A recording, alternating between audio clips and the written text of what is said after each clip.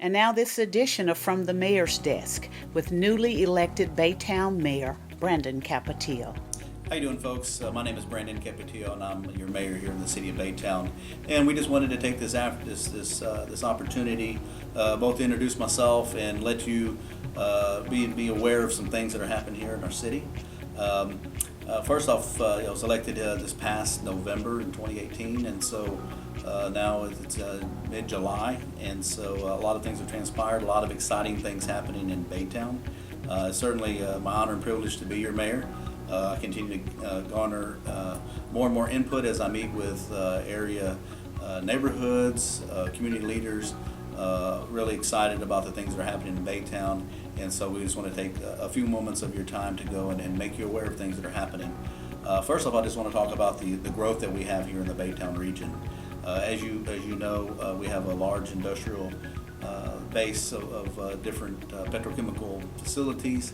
They continue to compete globally, continue to expand their production capabilities at each of their sites, and so we're excited as that growth comes. It does present new jobs, but also presents challenges, and a few of those I'll speak to. One, we have to ensure that we have good, safe housing for all those folks that want to go and call community their home. We certainly welcome them. When it comes to roadways, as you know, there's areas of our town that we continue to invest and try to provide a reduction in traffic times, increased positive traffic flows, i.e. Garth Road. We continue to go and we're in the stages right now of making those design information.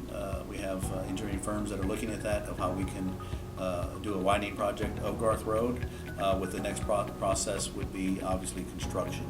I think that mainly is going to take place between Baker Road and north of that to 10.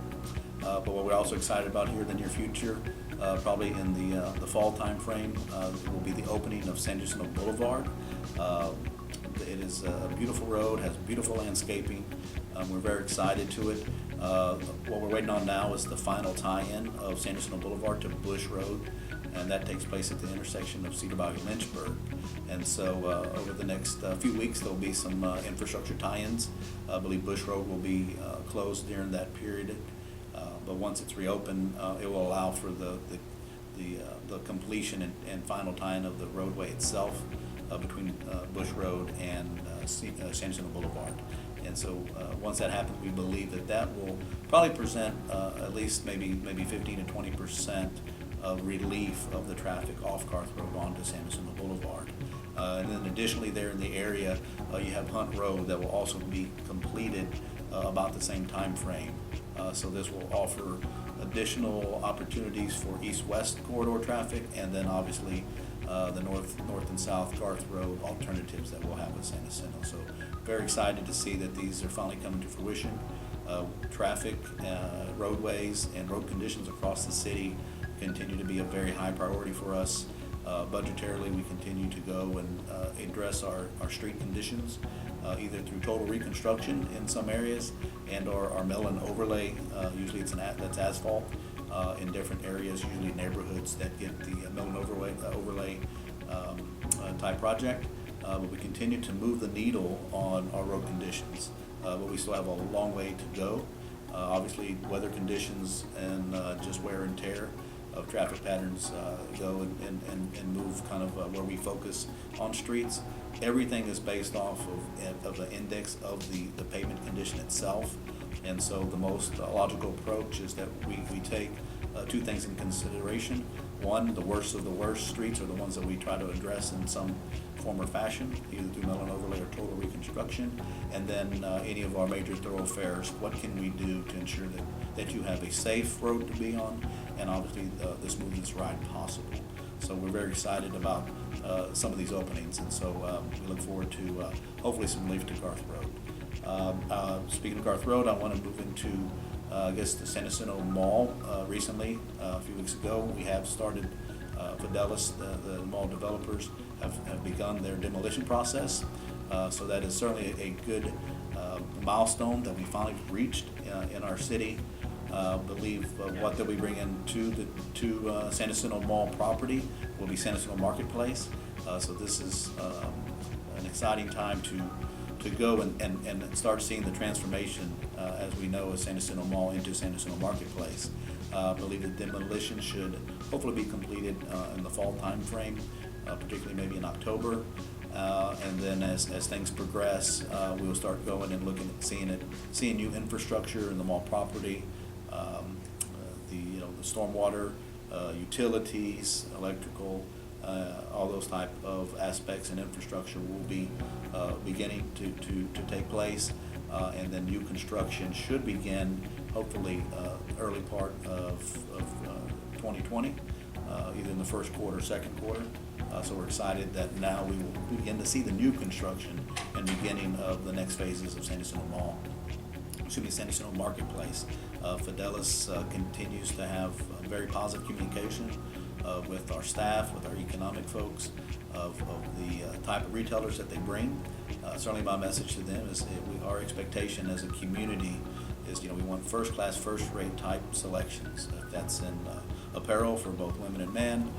We certainly want to see an entertainment type venue for families to come out, enjoy the amenities. It looks like there will be an open green space amenity, and then obviously entertainment activities, if it's a movie theater or other type of activities, so the families can come out right here in Baytown and enjoy in a venue that we can certainly be proud of. So we're certainly looking forward to those phases coming up. I also want to touch on a little bit of flooding issues. What we look at, we continue to focus not just on a very large scale, somewhat like in Harvey, of what can we do differently to try to prevent large scale flooding. But we also have staff, some council members that have some very focused flooding, either in neighborhoods or near businesses. We look at some things that we can do on a very micro level to go and provide better drainage in some areas. So our public works, along with council members, we have there's monthly discussions that take place. You will continue to see any pinch point. We try to address that. It could be ditch clean out if there's open ditches, ensuring that any of our stormwater drainage, make sure that there's nothing that's impeding the conveyance of any stormwater, and also if there's any new engineering things that we may need to do. As we see growth, obviously it takes away some of the green space, so we have to ensure that our community is able to go and withstand any type of large scale weather/rain events that take place. So that continues to take place even at a very small scale. I believe if we can try to solve a lot of the smaller issues, that will certainly help in the bigger picture. And lastly, one thing I want to talk about a little bit, recently there's been events that is in regard to our law enforcement and activities with the community.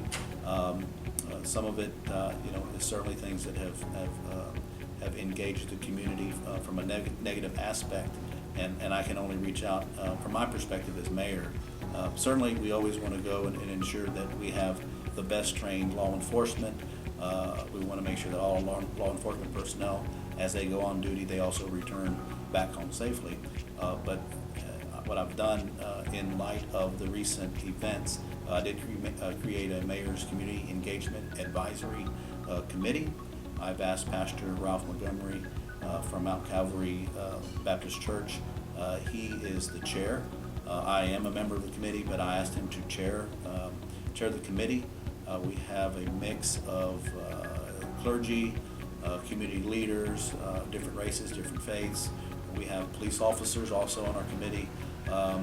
And the idea and the concept here is that we want to make sure that we have a positive communication venue to go and really understand of how can we bridge the gap in some areas of our community where there may be ways to improve trust between law enforcement personnel and areas of our community. And this venue, this committee is charged with exploring what options are available, what can we do to ensure that from a positive position of how we can improve and build trust amongst each other. We have to coexist. I think the number one priority for any city is to provide, to make sure that we go and enforce civil law and have a civil community.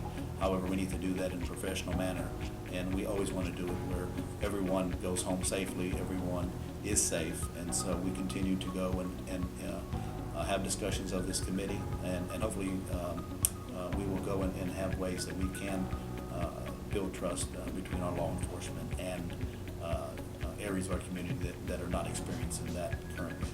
So with that, that's just a few things that we want to touch on right now during the summer.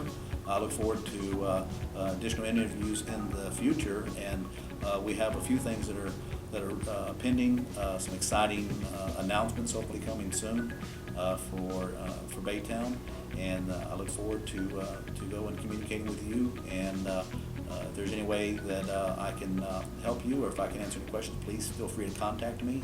I can be contacted at mayor@baytown.org, and I'm certainly very open-minded, very willing to go and hear your concerns and take those to council and ensure that we have a community that certainly works together.